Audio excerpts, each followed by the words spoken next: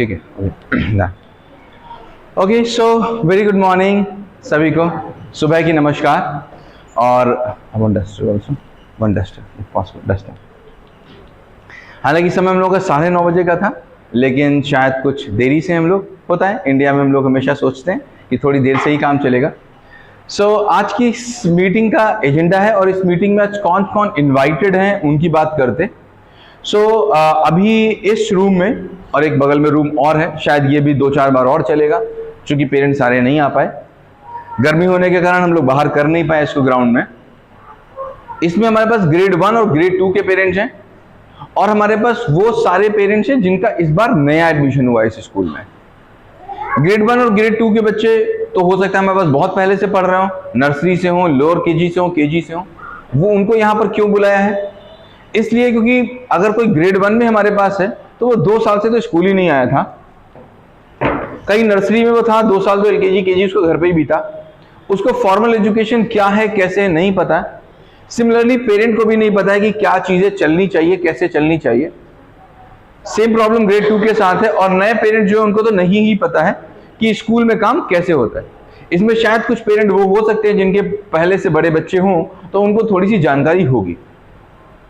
आज इस मीटिंग को हमने 1 महीने के बाद क्यों किया? इस मीटिंग को हम डे 1 पे भी कर सकते थे, जिस दिन आपके बच्चे का एडमिशन हुआ था स्कूल में, या आपका सेशन स्टार्ट हुआ था, हम उस दिन भी कर सकते थे। आज इसको इतना लेट करने का एजेंडा केवल एक है, ताकि हमको प्रॉब्लम्स पता हो। अगर हमको प्रॉब्लम नहीं पता होंगी तो सोल्यूशन नहीं आएगा। हमेशा बोलते हैं कि समस्या ही आविष्कार की जननी है। आज समस्या हमारे पास आएंगी तो शायद नए आविष्कार हो जाएंगे। हम हमेशा मानते हैं कि जो बच्चा है उसकी पढ़ाई एक कार की तरह है, और उसके 4 पहिए हैं। एक बच्चा, दूसरा स्कूल, तीसरा पेरेंट, और चौथा टीचर।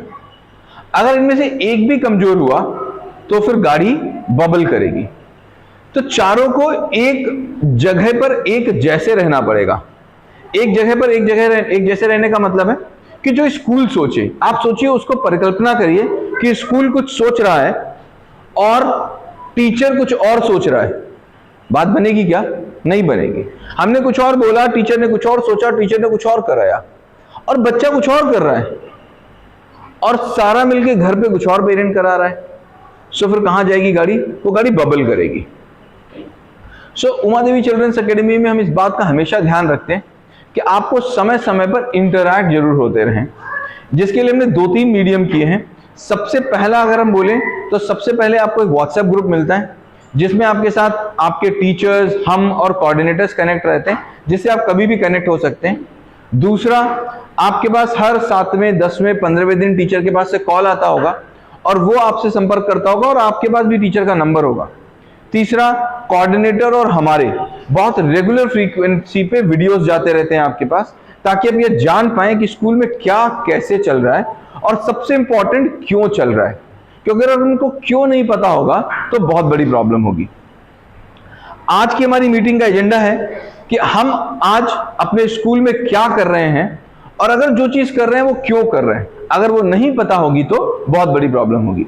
सो हम कुछ क्वेश्चन के साथ अपनी चीज को शुरू करना चाहते हैं, क्योंकि क्वेश्चंस नहीं है तो प्रॉब्लम है। जब न्यूटन लेटे हुए थे और उनके ऊपर एप्पल गिरा था, एप्पल तो 1000 साल से गिर रहा होगा, उनके मन में प्रश्न आया और हमारे पास ग्रेविटी का लॉ आ गया। 4 क्वेश्चंस मैं आपसे पूछूंगा, मुझे उनके आंसर्स दीजिएगा।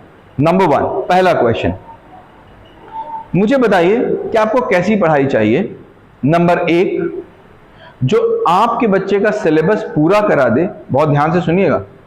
नंबर 1, जो आपके बच्चे का सिलेबस पूरा करा दे, या उसको सिलेबस पूरा करने के लायक बना दे। पहला, सिलेबस पूरा करा दे या सिलेबस पूरा करने लायक बने। कौन सा चाहिए?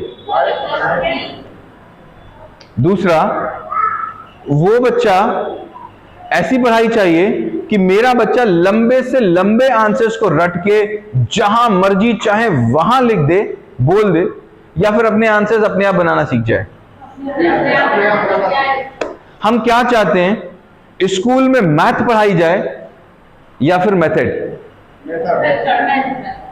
हम क्या चाहते हैं? स्कूल में हम बच्चे को किताबी कीड़ा बनाएं या फिर उसको किताब से बाहर निकलना सिखाएं?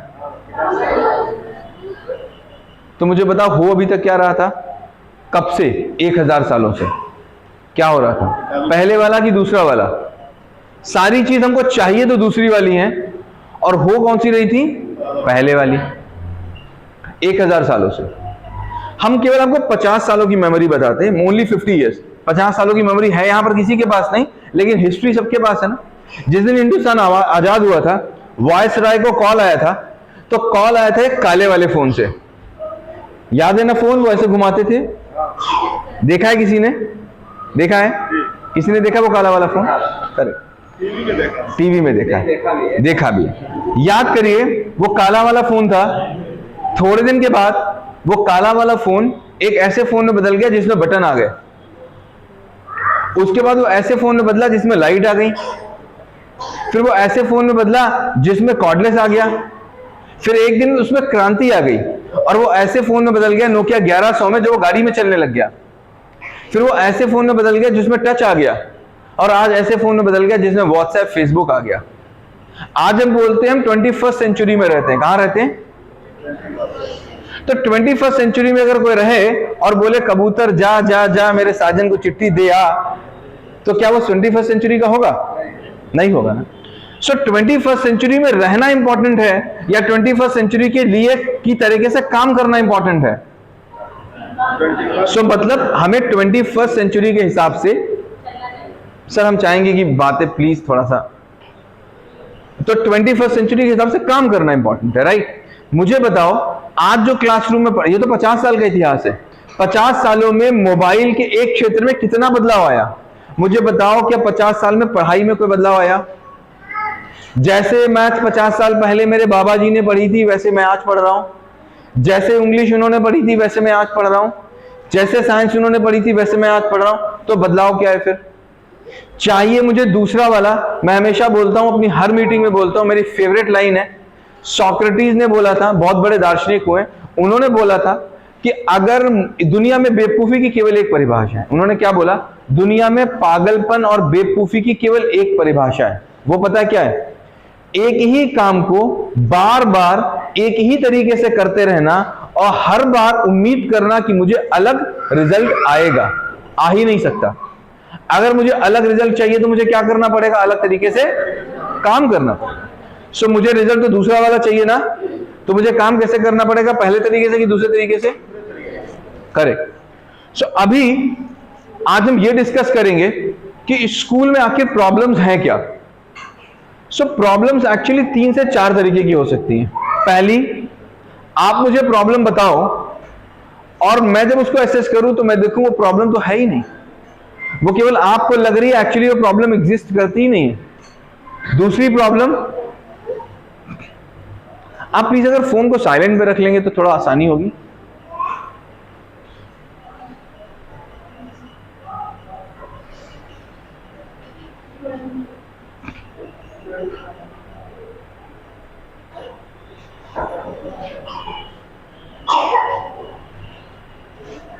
आई रिक्वेस्ट अगर फोन साइलेंट कर लेंगे हम लोग। सो प्रॉब्लम 2 से 3 तरीके होंगी। पहली, जो प्रॉब्लम आएगी वो हो सकता हो ही ना। दूसरी, जो प्रॉब्लम आए, आप मुझे प्रॉब्लम बताओ, वो प्रॉब्लम मुझे पता ही ना हो कि स्कूल में आ रही है, हो सकता है मेरे संज्ञान से ही बाहर की हो। तीसरा, वो प्रॉब्लम इसलिए हो सकती है कि मेरे सिस्टम में जो मैंने सोचा है उसके हिसाब से तो प्रॉब्लम नहीं आनी चाहिए थी, लेकिन एक्चुअली मेरे और टीचर के बीच में कुछ गैप है। करेक्ट। और चौथी, वो प्रॉब्लम इसलिए आ रही है क्योंकि सिस्टम बना ही ऐसा है कि वो तो प्रॉब्लम आनी ही है। सो जब तक हम डिस्कस नहीं करेंगे कि मेरा सिस्टम है क्या और हम क्यों काम कर रहे हैं, तब तक हम प्रॉब्लम पे बात नहीं कर पाएंगे। सो आइए हम लोग बात को शुरू करते हैं। सो स्कूल में हम लोग क्या काम करते हैं? स्कूल में काम होता है सीखने और सिखाने का। और सीखना और सिखाना क्या स्कूल में आके शुरू होता है? सीखना और सिखाना उस दिन से शुरू हो जाता है जिस दिन से बच्चा पैदा होता है, और उस दिन तक शुरू रहता है जिस दिन तक बच्चा 99 साल का होकर भगवान को प्यारा नहीं हो जाता, तब तक चलता रहता है। तो सीखना और सिखाना एक नेचुरल प्रोसेस है। तो क्यों ना हम नेचर से सीखें कि सीखना और सिखाना होता क्या है और सीखना और सिखाना होता कैसे। जो नेचुरल प्रोसेस है वो सबसे अच्छा है, उससे अच्छा कोई प्रोसेस नहीं होता। और जिस दिन हमने नेचर को बदलने की कोशिश की, उस दिन हमारे देश में, दुनिया में, धरती पर क्या आया? कोरोना आया। जिस दिन हमने नेचर को बदला, क्या आया? कोरोना आया। अब हम नेचर देखते हैं क्या होता है। बेटा यहां आओ, तुम यहां आओ। ये बड़ा बच्चा है, मैंने इसको बुलाया। मुझे ये बताओ कि मान लीजिए इस बच्चे को मुझे स्कूटी सिखानी है। क्या सिखाना है? मैंने कहा बोला आओ चलो स्कूटी बोल सीखने चलते हैं। और भैया साइलेंट पे लगा दिए प्लीज।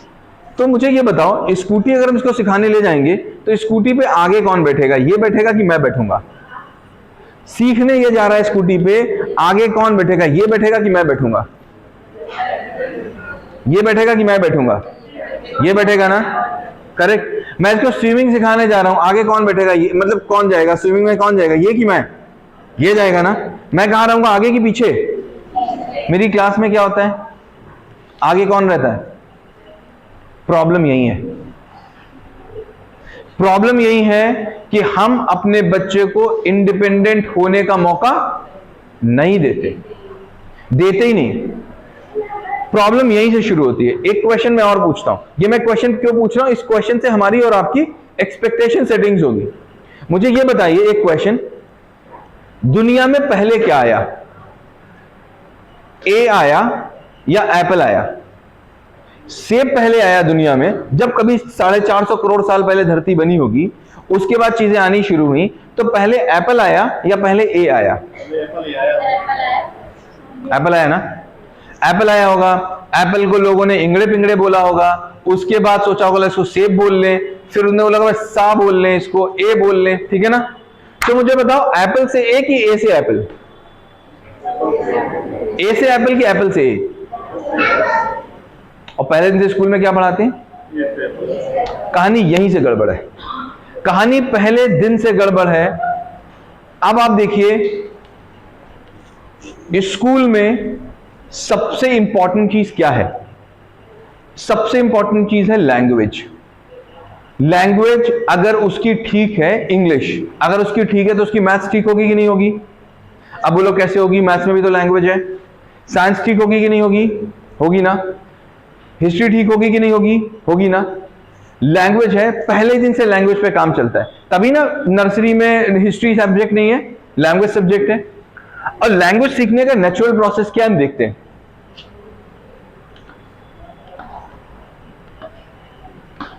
क्या है? एल, एस, आर और डब्ल्यू। अब ये एल, एस, आर, डब्ल्यू क्या है? इसको हम प्रकृति से सीखने की कोशिश करते हैं। जो आपका बच्चा आपके हाथ में है, सोचिए जब ये पैदा हुआ था तो इसने पहले 15 महीने क्या किया था? पहले 15 महीने इसने केवल सुना था ना आपको? कुछ और काम किया था क्या? पहले 15 महीने इसने केवल सुना था, only and only listening. First part is what? Listening, केवल सुना था इसने। अब मुझे बताओ, एक बार उसने बोल दिया था बाबा, दादा, नानी, धीमे धीमे उसने सेंटेंस बोले थे। कितने बच्चे ऐसे हैं जिन्होंने शुरू में गलत बोला था? पापा जाती है, मम्मी आता है, बोला था कि नहीं बोला था? बोला था ना, गलत बोला था। तो कितने पेरेंट ऐसे हैं जिन्होंने अपने बच्चे को बुलाया और बोला कि तुम गलत बोल रहे हो, बोलो पहले पापा जाता है, तुमने गलत कैसे बोल दिया? बोलो पापा जाता है, बोलो मम्मी जाती है। कितने लोगों ने किया? किसी ने किया? नहीं किया ना।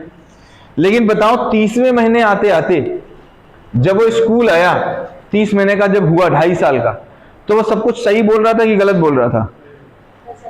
कैसे? मैंने तो नहीं सिखाया, आपने तो नहीं सिखाया, नहीं सिखाया ना। कैसे सही बोला? केवल एक काम करके। पॉइंट टू बी नोटेड, इसको बहुत ध्यान रखिएगा।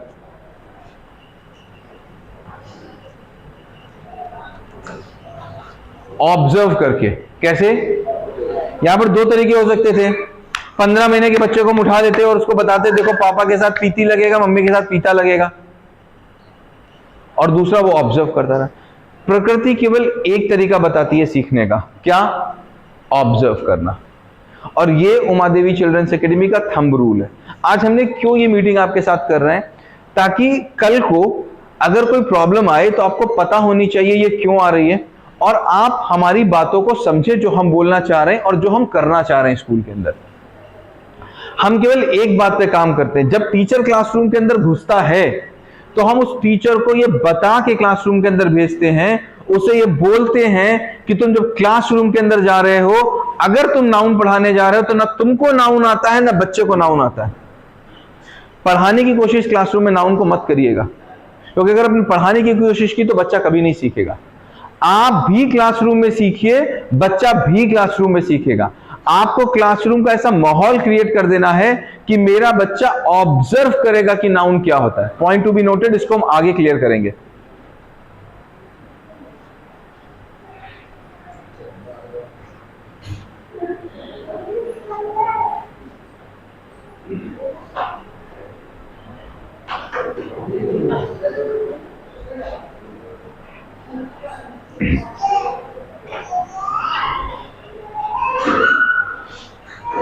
आगे आ जाइए।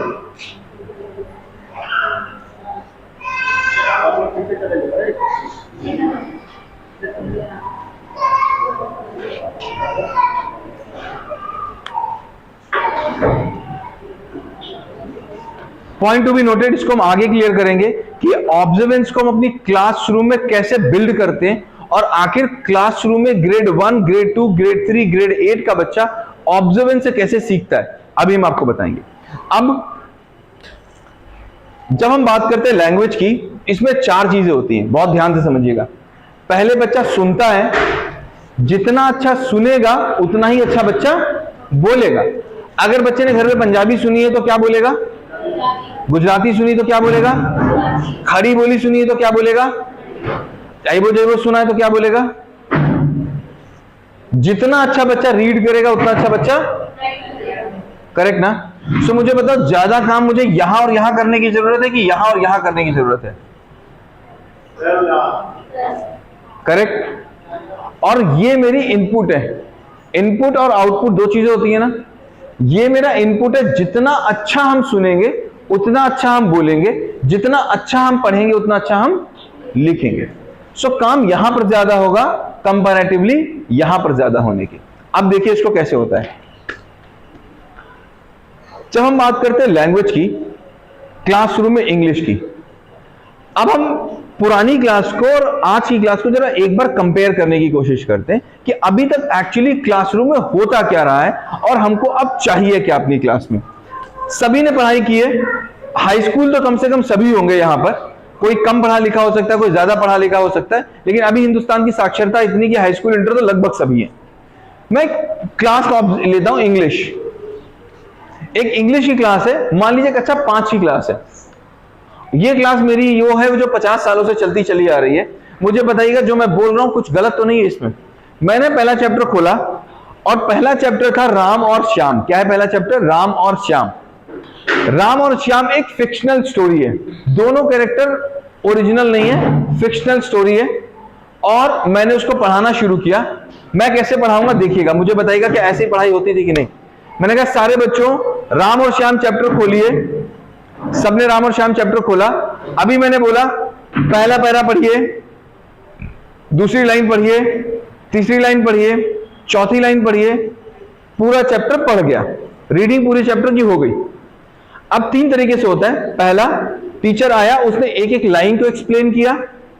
दूसरा, उसने एक एक पैरे को एक्सप्लेन किया। तीसरा, उसने पूरे चैप्टर को एक्सप्लेन कर लिया कि राम और श्याम क्या कर रहे थे।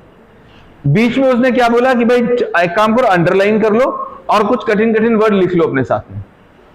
बाद में उसने क्या कहा? बाद में उसने कहा चलो अब क्वेश्चन आंसर करते हैं। पीछे गया, ये 4 क्वेश्चन आंसर है। क्वेश्चन आंसर कराने के 3 तरीके। पहला, उसने क्वेश्चन आंसर लिख दिया, बच्चे ने कॉपी कर लिया, पहला तरीका। दूसरा, उसने बोल दिया और बच्चे ने लिख लिया।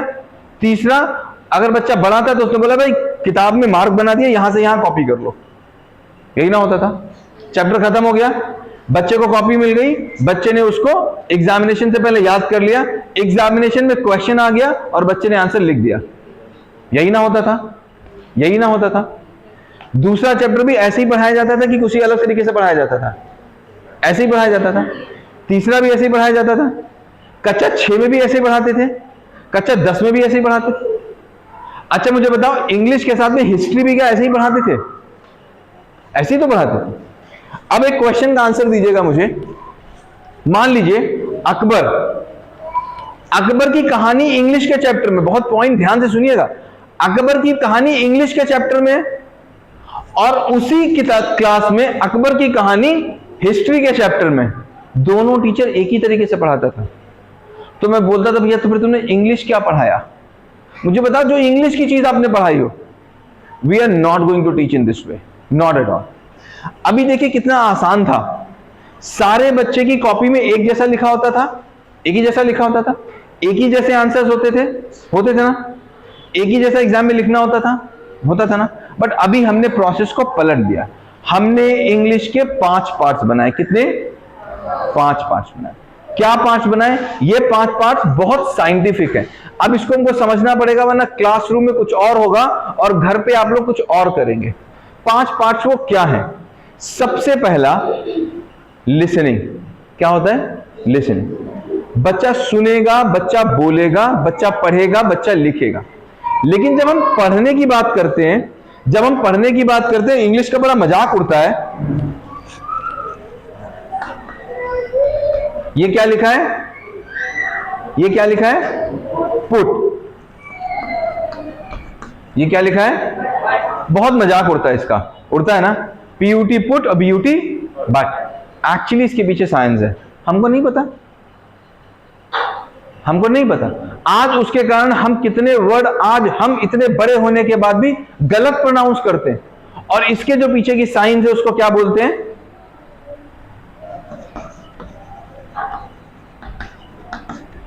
क्या बोलते हैं इसको? फोनिक्स। अब फोनिक्स कहां से शुरू होती है?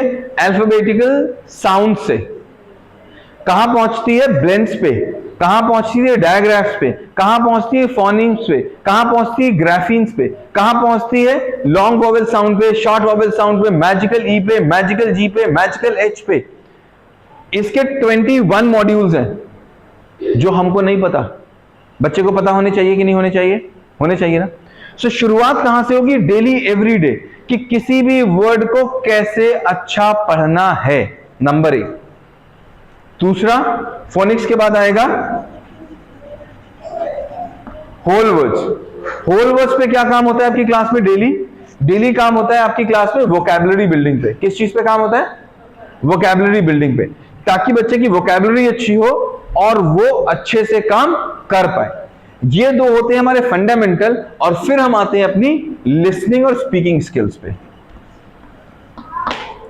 अब इस लिसनिंग स्पीकिंग स्किल से क्लास होती है शुरू।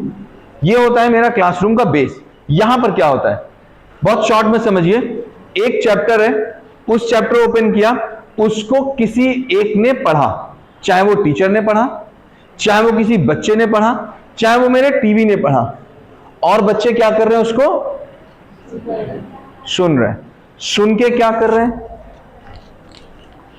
कोई एक्सप्लेनेशन नहीं हो रहा है क्लास में। सॉरी टू से, एक्सप्लेनेशन नाम की कोई चीज नहीं होगी। जैसे आपने नहीं एक्सप्लेन किया था अपने बच्चे को 15 महीने के, हम भी कोई एक्सप्लेन नहीं करने वाले। जो उसको समझ में आए वो उसका, जो इसको समझ में आए वो इसका, जो इसको समझ में आए वो इसका, जो इसको समझ में आए वो इसका। क्या ऑब्जर्व करेगा बच्चा? सुनेगा टीवी पे, मेरी सुनेगा या फिर बच्चे की सुनेगा, और क्या करेगा? ऑब्जर्व करेगा। अब मुझे बताओ, सबका ऑब्जर्वेंस अलग होगा कि एक होगा? यही क्लासरूम की डिस्पैरिटी है, और यही चाहिए। क्या? कि हर बच्चा भगवान ने अलग बनाया है, हर बच्चा अलग सोचता है। मैं आपसे 5 क्वेश्चन पूछूंगा बहुत जल्दी से। कॉफी विद करण खेला है ना? जो सबसे पहला आए वो बोलिएगा मन में, सबसे पहला जो आएगा बोलिएगा नहीं। ए फॉर 1 करोड़ लोगों से पूछेंगे, यही बोलेंगे। मन में रखिएगा, एक कलर, 90% लोग लाल सोचेंगे। सोचा ना? तो स्कूल ने क्रिएटिविटी खत्म करी कि बनाई? एक फर्नीचर, 90% लोग कुर्सी सोचेंगे। सोचा ना? स्कूल क्या कर रहा है? एक जैसा सोचना सिखा रहा है। ऐसे में आपसे 50 क्वेश्चन और पूछ सकता हूं अभी। ये क्यों हुआ? जो बच्चा स्कूल नहीं गया होगा वो ये आंसर्स नहीं देगा, क्योंकि वो सिखाया गया लाल, हरा, नीला, पीला, कुर्सी, मेज। 5 फर्नीचर के नाम कुर्सी, मेज। 5 कलर के नाम लाल, हरा, नीला, पीला, सिखाया गया। जो बच्चा स्कूल नहीं गया एक बार पूछ के देखेगा वो कभी नहीं बोलेगा। तो स्कूल क्रिएटिविटी खत्म कर रहा है कि शुरू कर रहा है? स्कूल किस लिए बना था? क्रिएटिविटी लाने के लिए कि खत्म करने के लिए? लाने के लिए। सो यहां पर क्रिएटिविटी लाने का काम होगा। कैसे होगा आइए उससे बात करते हैं। अब देखिए हमारा लिसनिंग कॉम्प्रिहेंशन हुआ, हर बच्चा अलग सुनेगा, हर बच्चा अलग समझेगा। पॉइंट टू बी नोटेड, बहुत ध्यान से देखिएगा। अब टीचर का काम क्या होगा जो यहां खड़ा हुआ है? टीचर को हम किस बात, हम टीचर की ट्रेनिंग के बहुत इंटेंस काम करते हैं। अभी मई जून में आपके बच्चे की 20 मई से छुट्टी हो जाएगी, 1 जुलाई को स्कूल खुलेगा। टीचर की 10 जून को खुल जाएगा। 10 जून से 30 जून तक माइक्रो टीचिंग होगी टीचर की। एक टीचर 50-50 क्लास लेगा। क्यों? ताकि ये सिस्टम कहीं गड़बड़ तो नहीं है। को हम सोच रहे हैं जो टीचर कर रहा है उसके बीच में कोई गैप तो नहीं है। मैंने यहां पर क्या काम किया? सुनाया। अब मैं इससे बोलूंगा हेलो बेटा stand up, tell me, you stand up, tell me. क्या हुआ? लिसनिंग पूरा हुआ। कहां पर आए? स्पीकिंग पे। अब मुझे बताओ, काऊ पे ए से आप अगर सुना नहीं सकते तो क्या लिख पाओगे? लिख पाओगे? अगर सुना नहीं सकते काऊ पे तो लिख पाओगे? अगर अपने प्रधानमंत्री पे 5 लाइन बोल नहीं सकते तो क्या लिख पाओगे?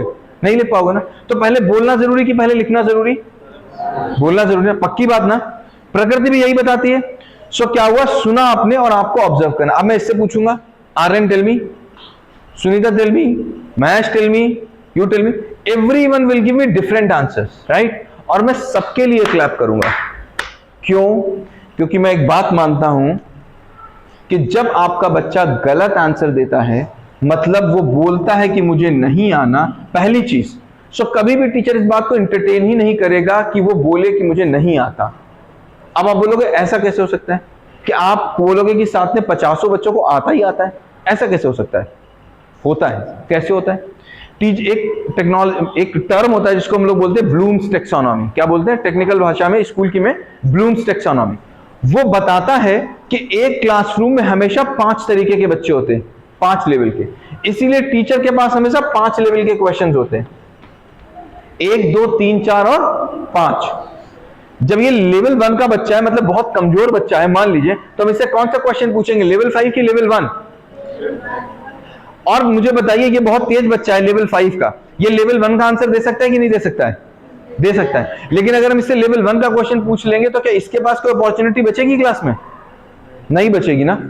तो इससे लेवल 1 का क्वेश्चन पूछा जाएगा, इससे लेवल 2 का, इससे लेवल 3 का, इससे लेवल 4 का, इससे लेवल 5 का। एक पॉइंट टू बी नोटेड, अगर लेवल 5 का बच्चा, तेज बच्चा, खड़े हो जाओ, अगर ये आंसर देता है, बहुत पॉइंट टू बी नोटेड, अगर ये आंसर देता है तो ये बच्चा हमेशा डिमोटिवेट होता है। कैसा होता है?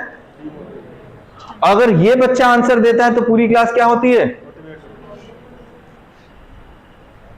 क्लासरूम में इसका हम बहुत ध्यान रखते हैं कि लेवल 1 से लेके लेवल 5 तक हर बच्चा बोले। और अगर कोई बच्चा गलत बोले तो ये किस स्टैंडर्ड का गलत बोल रहा है? इसके स्टैंडर्ड का। इसको कभी इसके स्टैंडर्ड से हम कंपेयर नहीं करेंगे। ये अपने स्टैंडर्ड का क्या बोल रहा है? गलत। ये क्या बोल रहा है? नो। नो का मतलब क्या हुआ? NO, no. लेकिन मेरे क्लास में नो की स्पेलिंग NO, नो नहीं होती, इसकी स्पेलिंग क्या होती है? मतलब आप जानिए कि वो नो क्यों बोल रहा है, आखिर उसने क्या गलत ऑब्जर्व किया। और वो एक दिन का प्रोसेस नहीं है। Learning is not one day, learning is a journey. एक दिन की लिसनिंग नहीं इंप्रूव होती है, ये ओवर एंड ओवर इंप्रूव होगी। आज क्लास 1 में इंप्रूव होगी, कल क्लास 2 में इंप्रूव होगी, परसों क्लास 3 में। हम एक्चुअली फर्स्ट कहां जाते हैं? हम फर्स्ट इस बात पे जाते हैं कि मेरे बच्चे ने ये सुना और ये आंसर नहीं दे पाया ना। हमको ये देखना है कल के आंसर के स्टैंडर्ड से आज के आंसर का स्टैंडर्ड कैसा है, वो इंप्रूव हो रहा है कि नहीं हो रहा है। करेक्ट। दूसरी चीज, अब इसको करेक्ट कैसे होगा? I will be in the classroom, मैं ऑब्जर्व करूंगा कि इसने क्या आंसर दिया। देन आई विल आस्क कि ओके सिट डाउन, क्या इससे अच्छा आंसर किसी के पास है? बताओ, क्या इससे अच्छा आंसर किसी के पास है? क्या इससे अच्छा आंसर किसी के पास है? Wow, what a beautiful answer, क्या बात है। इस आंसर को पूरी क्लास एक स्टैंडर्ड आंसर। अब ये बच्चा इंप्रूव कर रहा है कि नहीं कर रहा है? कर रहा है ना। Rather than writing the same answer, अब बच्चे ने बोल लिया, अब कहां पर कहानी आती है? लिसनिंग स्पीकिंग के बाद रीडिंग और राइटिंग पे। अब बच्चा पढ़ेगा और बच्चा लिखेगा। अब मुझे बताओ, सारे बच्चे अलग लिखेंगे कि एक जैसा लिखेंगे? सब बच्चे अलग लिखेंगे। और अगर दो बच्चे एक जैसे लिख रहे हैं तो क्या होगा? इसका एग्जाम्पल बताता हूं बहुत सिंपल तरीके से। मुझे बताइए, मैं क्लासरूम में दो चीज होती है, एक खाना बनाना और एक खाना खाना। मैं बच्चे को, पहला प्रश्न मेरा यही था ना, पढ़ाई कैसी होनी चाहिए, बच्चे को जो सिलेबस पूरा करा दे या कराने के लायक बना दे। सो भाई मैं बच्चे को खाना खाना नहीं, खाना बनाना सिखा रहा हूं, करेक्ट। अब आप मुझे बताओ, आप खाना बना ज्यादा सकते हो कि खाना खा ज्यादा सकते हो? खाना बनाने में ज्यादा क्रिएटिविटी कि खाना खाने में ज्यादा क्रिएटिविटी है? बनाने में ज्यादा मेहनत है कि खाने में ज्यादा मेहनत है? तो मेहनत का काम तो होगा। जहां कुछ गलत हो रहा है मतलब वहां क्रिएटिविटी हो रही है। गलत मतलब क्रिएटिविटी, मतलब सही होने का चांस। अब मुझे बताओ, इतने लोगों के घर में, इतने लोगों मैंने बुलाया है, यहां आज भंडारा होगा, ठीक है। सुबह नाश्ता करके दोपहर में, हाय नहीं भंडारा, मतलब ये सोचिएगा नहीं मतलब भंडारा नहीं, इंतजाम कुछ है खाने पीने का? नहीं है, मुझे नहीं पता, गलत एग्जाम्पल ले लिया। मतलब हम लोग को चलना है हनुमान मंदिर में भंडारा, चलो यहाँ खत्म करते। हाँ, सो आप लोग घर से आए, मुझे बताओ सब लोग अलग खाना खा के आए कि एक जैसा खा के आए? और भंडारे में जाएंगे तो सो क्लासरूम भंडारा नहीं है, पॉइंट टू बी नोटेड। एक जैसे आंसर अगर मुझे दो बच्चे के मिलेंगे तो फिर वो क्या होगा, वहां पर टीचर और बच्चे दोनों की क्लास लगेगी कि दो आंसर एक जैसे कैसे हो सकते हैं। होंगे ही नहीं, पक्की बात। अब यहां पर एक समस्या जन्म लेगी। क्या जन्म लेगी आगे बात बताएंगे। इसको देखिए, नोट करिए।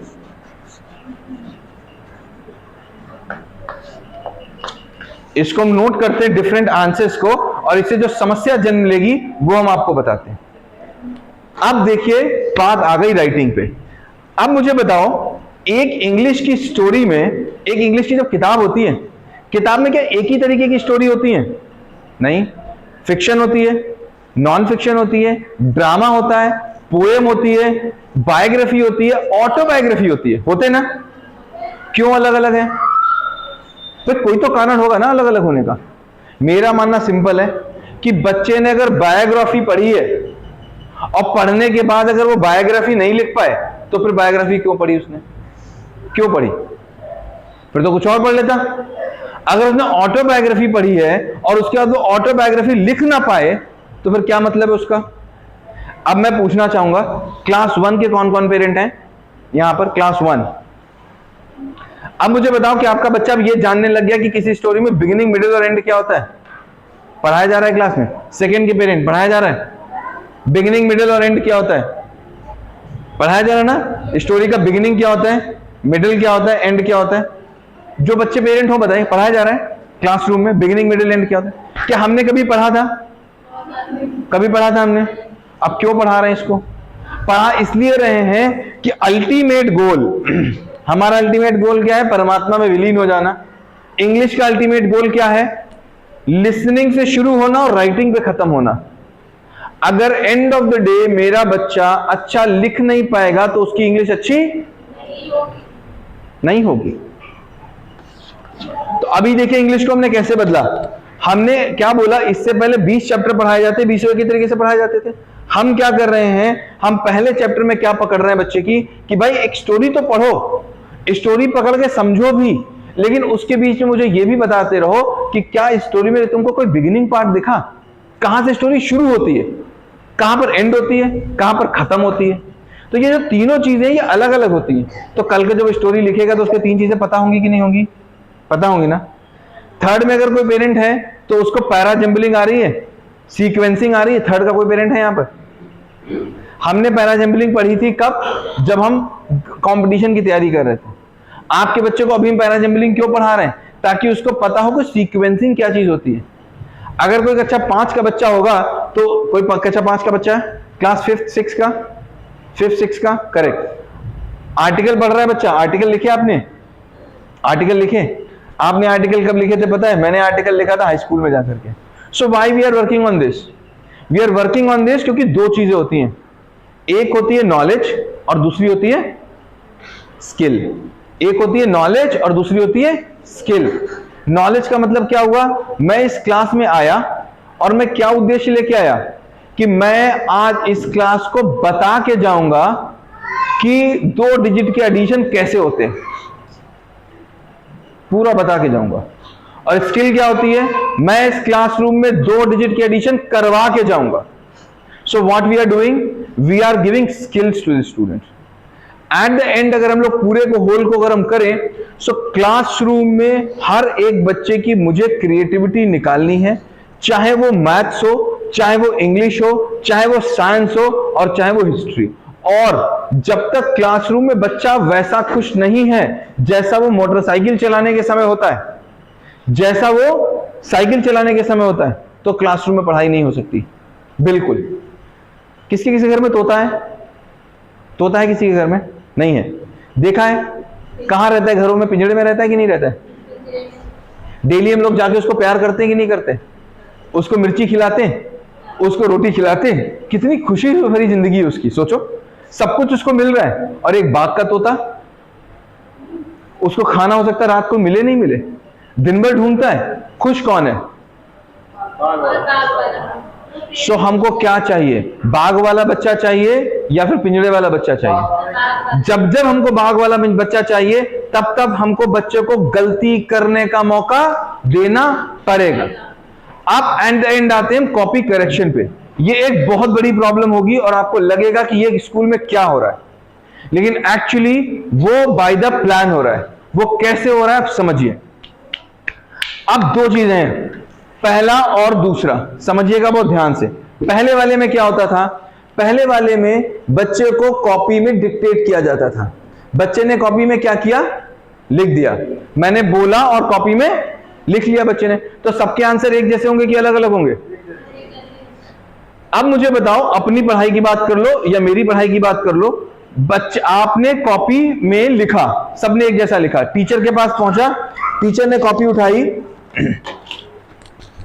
पहला पन्ना पलटा, उसको पहले पता है पहला क्वेश्चन कौन सा होगा, पहले क्वेश्चन में 2 लाइन कौन सी होंगी, और उसको पता है बच्चा कहां पर कॉपी करने में गड़बड़ करेगा। सीधे वहां टिक करेगा, क्लिक क्लिक, सर्कल काट के लिख देगा, सर्कल काट के लिख देगा, सर्कल काट। सबका तो एक जैसा है, उसको 1 मिनट का समय भी नहीं लग रहा है एक कॉपी को चेक करने में। एक टीचर 40 बच्चों को एक क्लास में पढ़ाता है, उसके पास होती है 4 क्लासेस, कॉपी होती है 160 डेली चेक करने के लिए। करेक्ट? एक कॉपी में 1 मिनट लग रहा है, cut cut cut cut cut cut check करते चले जा रहे हैं। लेकिन मैं क्या बोल रहा हूं, हर कॉपी में आंसर्स कैसा होगा? अपने होंगे। अच्छा, इसको मैंने चेंज कब किया? एक छोटी सी 1 सेकंड की मैं घटना बताऊंगा। इसको मैंने चेंज कब किया? आज से 11 लगभग साल पहले यही हमारे स्कूल में चलता था। और 11 साल पहले की घटना है, कॉपी शो होता था एग्जाम में। एक बार क्लासरूम में टीचर ने पढ़ाया sunrises from east. Sunrises from east, सही है ना? सनराइजेस फ्रॉम ईस्ट टीचर ने पढ़ाया, टीचर ने लिखा, बच्चे ने लिख लिया सनराइजेस फ्रॉम वेस्ट, लिख दिया। बच्चे ने, टीचर ने धोखे से सही चेक कर दिया, हो सकता है ना धोखा, ये हो सकता है। बच्चे ने उसको क्या कर लिया? याद कर लिया, सनराइजेस फ्रॉम वेस्ट। एग्जाम में ये आ गया, बच्चे ने क्या लिख दिया? Sunrises from waste. टीचर ने क्या कर दिया? काट दिया। पेरेंट ने कॉपी शो वाले दिन क्या देखी? कॉपी देखी। वो उसने कहा वो तो वेस्ट होता है। मैंने कहा कैसे? उसने कहा मैं बैग लेके आता हूं। वो बैग ले आया, 11 साल पहले की बात बता रहा हूं। वो बैग ले आया, बैग में आके उसने दिखा दिया, टीचर ने चेक किया था। बात मेरे पास आई तो मैंने बोला कि भाई ये मुझे ये बताओ, लिख दिया सनराइजेस फ्रॉम वेस्ट बच्चे ने, टीचर ने चेक कर दिया, तो क्या बच्चा क्लास में घास छील रहा था या टीचर छील रहा था? या तो टीचर की कमी या बच्चे की कमी? क्या टीचर एक्सप्लेन ही नहीं कर पाया या बच्चा समझ नहीं पाया? प्रॉब्लम कहां है? प्रॉब्लम क्या कॉपी में है कि कॉन्सेप्ट में है ना? वो दिन और आज का दिन, क्लास 1 हो या फिर क्लास 12th हो, स्कूल में आंसर्स को लिखाना उसी दिन खत्म कर दिया गया। और आज से 11 साल हो गए। 11 साल से हम लोग इस बात को हर साल रिसर्च करते हैं कि कैसे बच्चे को और इंडिपेंडेंट बनाया जाए। जब आपका बच्चा हाई स्कूल में जाता है बोर्ड एग्जामिनेशन देने के लिए, और बोर्ड एग्जामिनेशन के बाद बाहर आता है, तो वो क्या बोलता है कि पापा को सिलेबस से बाहर आ गया, बोलता है ना, सिलेबस से बाहर आ गया। तो वो सिलेबस से बाहर क्या होता है? क्या वो ये बोल रहा होता है कि कॉपी से बाहर आ गया, या वो ये बोल रहा होता है कि किताब से बाहर आ गया? कॉपी से बाहर की किताब से बाहर? किताब से बाहर तो कुछ नहीं आया था। तो उस दिन से एंड हो गए। आज जब आपको बच्चे को पढ़ाना होगा ना, आप कॉपी नहीं देखोगे। क्यों? क्योंकि पता है कॉपी से कोई मतलब नहीं है, कॉपी का लिखा कुछ नहीं आना है। एएसएम जो भी हुआ, कितना कॉपी में से आया? कुछ आया? कोई मैथ्स का सवाल कॉपी में से आया? इंग्लिश में कुछ कॉपी में से आया? हिस्ट्री में कुछ कॉपी में से आया? आएगा ही नहीं, एग्जाम में भी नहीं आएगा। बच्चा कहां से पढ़ेगा? सिलेबस क्या होगा? बुक होगा। एट द एंड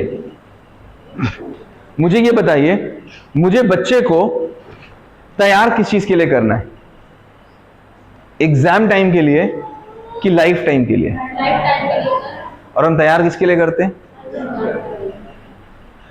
हम जब कॉपी करेक्ट करते हैं, पहले जब कॉपी करेक्ट हो रही थी, तो मुझे बताओ कितने लोग, एक दो पेरेंट्स की मैं बात नहीं करता, कितने लोग ऐसे थे जो उस बच्चा उस कॉपी को पलट के देखता था कि मेरी गलती क्या है? कोई देखता था? पेरेंट देखता था? हमने उस पूरे प्रोसेस को रिवर्स किया। कैसे रिवर्स किया ये समझते हैं। अब जब अपने क्लास में पहुंचेंगे इस सेक्शन पे, प्रॉब्लम यही होती है ना, और यहां पर क्या डिफरेंट आंसर है। हर एक बच्चा डिफरेंट आंसर लिख रहा है। इट्स नॉट पॉसिबल कि टीचर कॉपी चेक कर पाए, प्रैक्टिकली इंपॉसिबल। दुनिया का कोई टीचर हो, नहीं संभव है कि वो कॉपी को चेक कर पाए। वो सीन कर सकता है, सीन का मतलब वो देख सकता है, लेकिन वो चेक नहीं कर सकता। क्यों नहीं कर सकता? कि किसी का कंस्ट्रक्शन गलत होगा, किसी के सेंटेंसेस गलत होंगे। सही, या तो वो काट देगा या तो वो टिक कर देगा, वो सही नहीं कर सकता उसको। अब देखो हम क्या करते हैं क्लासरूम में। पहले बच्चे ने सुना, पढ़ा, कोई एक्टिविटी की, मैंने की या बच्चे ने की, और बच्चे ने क्या किया? ऑब्जर्व किया। ऑब्जर्व करने के बाद कहां पर काम आ गया? ऑब्जर्व करने के बाद काम कहां पर आ गया कि भाई अब आप लिखो। जब बच्चा लिख रहा है तो टाइम्ड फ्रेम लिखेगा। सबसे पहले कैसा लिखेगा? टाइम्ड फ्रेम लिखेगा।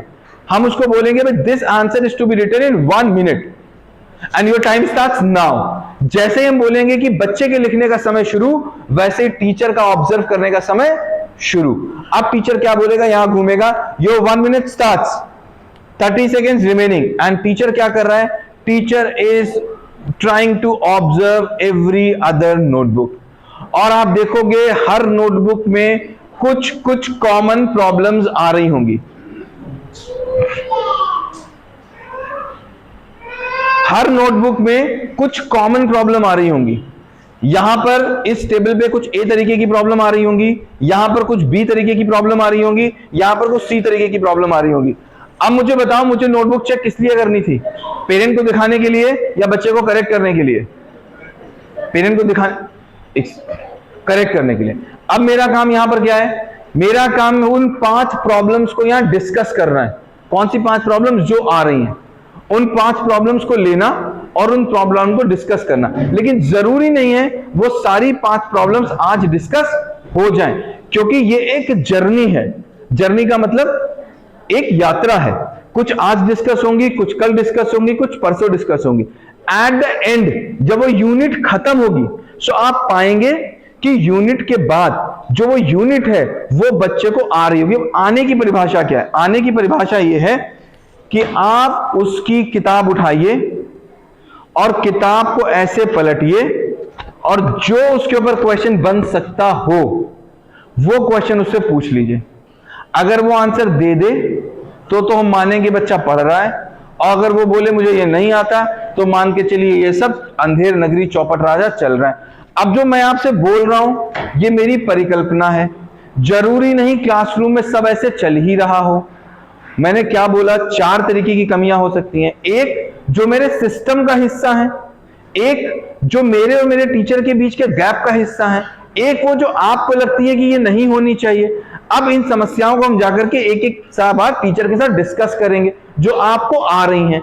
तब आपको पता चलेगा और टीचर जब बताएगा तो आपको समझ में आएगा कि आखिर ये क्यों हो रही हैं।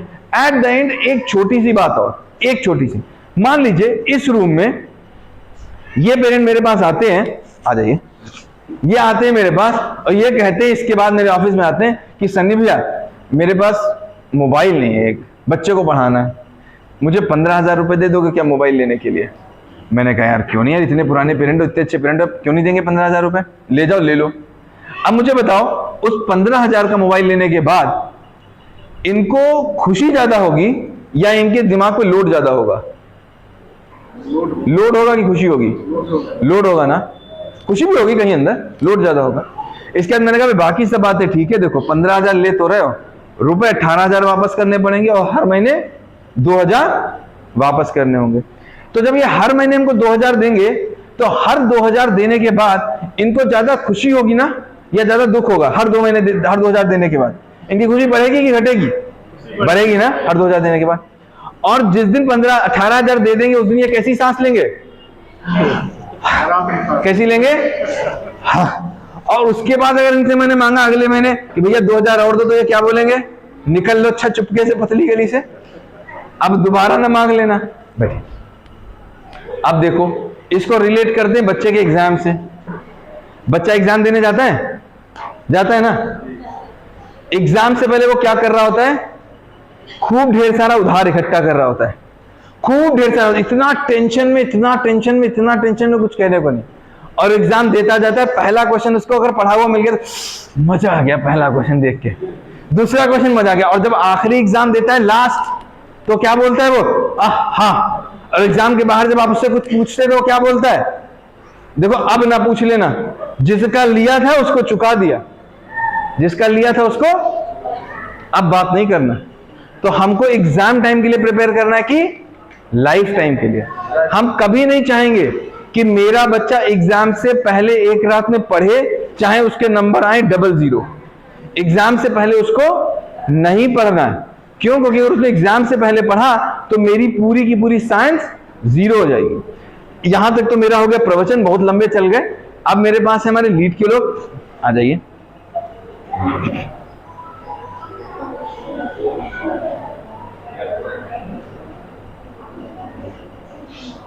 मैम, जैसे मैंने बताया कि हम 11 साल से कोशिश कर रहे हैं, 11 साल से कोशिश कर रहे हैं कि हम कैसे और अच्छा करें इसको, और उसमें आप हमारी बहुत मदद करते हैं। अगर नहीं कर रहे होते, अच्छा नहीं कर रहे होते, तो हमको अभी द मोस्ट इनोवेटिव स्कूल का अवार्ड कैसे मिला होता? आपके सपोर्ट से मिला। कैसे हमको school of the year back to back 4 लगातार साल मिलता? आपसे मिला। हमको मोस्ट इंपैक्टफुल लर्निंग मेथड्स का अवार्ड मिला पूरे यूपी का, आपकी वजह से मिला। और इसमें हमारी मदद करती है डिफरेंट कंपनीज। इस बार हमारे साथ हैं लीड के लोग। ये इस समय इंडिया की one of the best company है। इनके साथ जाने के लिए हमने ये यूपी में, नॉर्थ इंडिया में उमा देवी चिल्ड्रंस एकेडमी पहला स्कूल था लीड साइन करने के लिए। और रिसर्च करने के लिए हम इनके स्कूल गए थे साउथ इंडिया। ये साउथ इंडियन बेस्ड कंपनी थी। यूपी में पहला स्कूल हमारा था साइन करने के लिए, और साउथ इंडिया में हम इनके 7 दिन स्कूलों में रुके थे। लगभग 12 से 15 स्कूल हमने इनके विजिट किए। जब हमने देखा कि yes they are doing very wonders, तब हमने इनको साइन किया। आज हमारे साथ पुष्पा मैम है जो पूरी नॉर्थ इंडिया को हेड करती हैं। प्रणीत सर है जो टेक्नोलॉजी के लिए हेड करते हैं। अगले 10 से 15 मिनट आपके अगर लीड को लेकर के कोई सवाल होंगे तो ये मदद करेंगे।